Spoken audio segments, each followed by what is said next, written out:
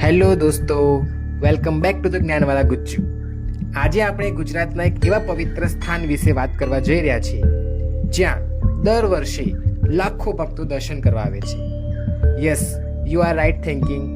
આજે આપણે વાત કરવા જઈ રહ્યા છીએ અંબાજી મંદિર વિશે. એક એવું મંદિર જેને માત્ર ગુજરાત જ નહીં પરંતુ આખા ભારતમાં સૌથી પવિત્ર શક્તિપીઠમાંનું એક માનવામાં આવે છે. તો હવે આપણે મંદિર એક્ઝેક્ટલી આવેલું ક્યાં છે એ પણ જાણવું પડશે. તો સૌ પ્રથમ વાત કરીએ આ મંદિરના લોકેશનની. અંબાજી મંદિર ગુજરાતના બનાસકાંઠા જિલ્લામાં આવેલું છે. આ મંદિર અરવલ્લી પર્વતની સુંદર પહાડીઓ વચ્ચે આવેલું છે. અમદાવાદથી લગભગ 180 કિલોમીટર દૂર છે આ મંદિર અને એક્ઝેક્ટ રાજસ્થાન બોર્ડરની પાસે આવેલું છે. મંદિરની નજીક એક સુપ્રસિદ્ધ જગ્યા છે જેને ગબ્બર હિલ કહેવામાં આવે છે. એવું માનવામાં આવે છે કે માતાજીનું મૂળ શક્તિ સ્થાન ગબ્બર ઉપર આવેલું છે. અંબાજી મંદિર કેમ ખાસ છે? શું છે અંબાજી મંદિરનો ઇતિહાસ?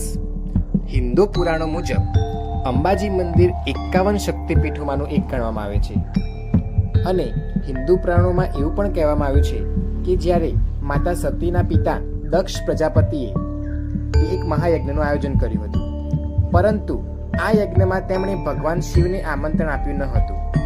આ અપમાનથી દુઃખી થઈને માતા સતી યજ્ઞ સ્થળે જાય છે અને ત્યાં પોતાના પતિ ભગવાન શિવના અપમાનને સહન ન કરી શકતા તે યજ્ઞની અગ્નિમાં જ પોતાનું જીવન સમર્પિત કરી દે છે.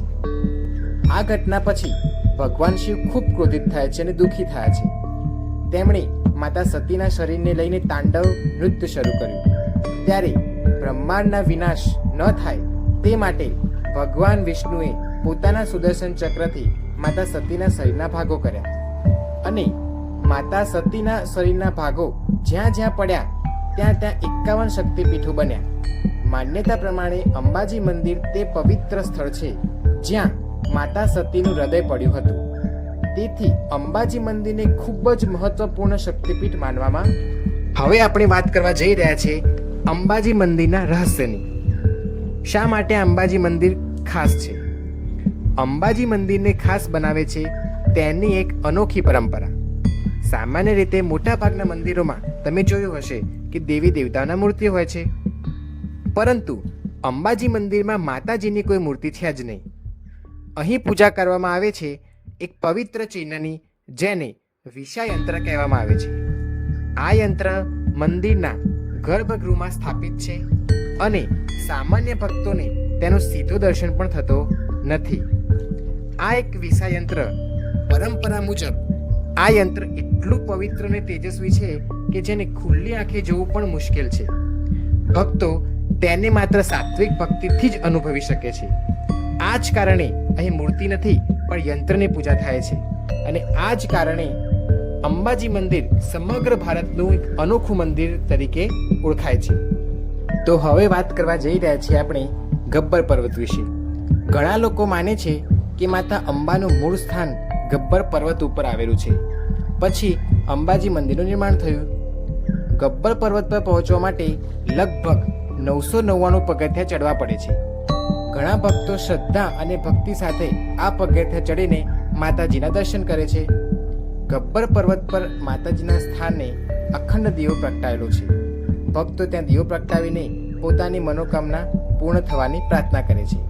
ખાસ કરીને નવરાત્રી દરમિયાન હજારો ભક્તો ગબ્બર પર્વત ઉપર ચડીને માતાજીના દર્શન કરે છે. આ સમયે ત્યાં ખૂબ જ ભક્તિમય માહોલ જોવા મળે છે. અંબાજી મંદિર માત્ર ગુજરાત જ નહીં પરંતુ આખા ભારતમાં લોકો માટે આસ્થાનું કેન્દ્ર બન્યું છે. અંબાજી મંદિરનો સૌથી મોટો તહેવાર છે ભાદરવી પૂર્ણિમા. આ દિવસે લાખો ભક્તો ગુજરાત, રાજસ્થાન અને મહારાષ્ટ્રમાંથી આવીને પદયાત્રા કરીને અંબાજી પહોંચે છે. ભક્તો હાથમાં ધજા લઈને જય અંબે, જય માતાજીના નાદ સાથે યાત્રા કરે છે અને આ દ્રશ્ય ખૂબ જ ભક્તિપૂર્ણ અને ભાવનાત્મક હોય છે. છેલ્લા થોડા વર્ષોમાં અંબાજી મંદિરને વધુ ભવ્ય બનાવવામાં આવ્યું છે. મંદિરના મુખ્ય શિખરના ઉપરનો ભાગ સુવર્ણથી મઢવામાં આવ્યો છે. ભક્તોના દાનથી લગભગ 140 કિલો સોનાનો ઉપયોગ કરીને આ મંદિરના શિખરને સુવર્ણ બનાવવામાં આવ્યું છે, જેથી દૂરથી આ ઉપરનું શિખર સૂર્યના કિરણોમાં સોનાની જેમ ચમકે છે. તો દોસ્તો, અંબાજી મંદિર એકમાત્ર મંદિર નથી, આ છે શ્રદ્ધા, ઇતિહાસ અને આધ્યાત્મિક શક્તિનું એક પ્રતીક છે. તો મારા દોસ્તો, જો તમે હજુ સુધી અંબાજી નથી ગયા તો એકવાર ચોક્કસ મુલાકાત લેજો, અને જો તમે ગયા હો તો તમારો અનુભવ કોમેન્ટમાં જરૂરથી લખજો. આપણી આ સંસ્કૃતિ અને ગુજરાતની શાન વિશે જો જાણીને તમને ગર્વ થયો હોય તો આ વિડીયોને શેર કરો અને આપણી ચેનલ જ્ઞાનવાલા ગુજ્જુને સબસ્ક્રાઇબ કરવાનું ભૂલતા નહીં.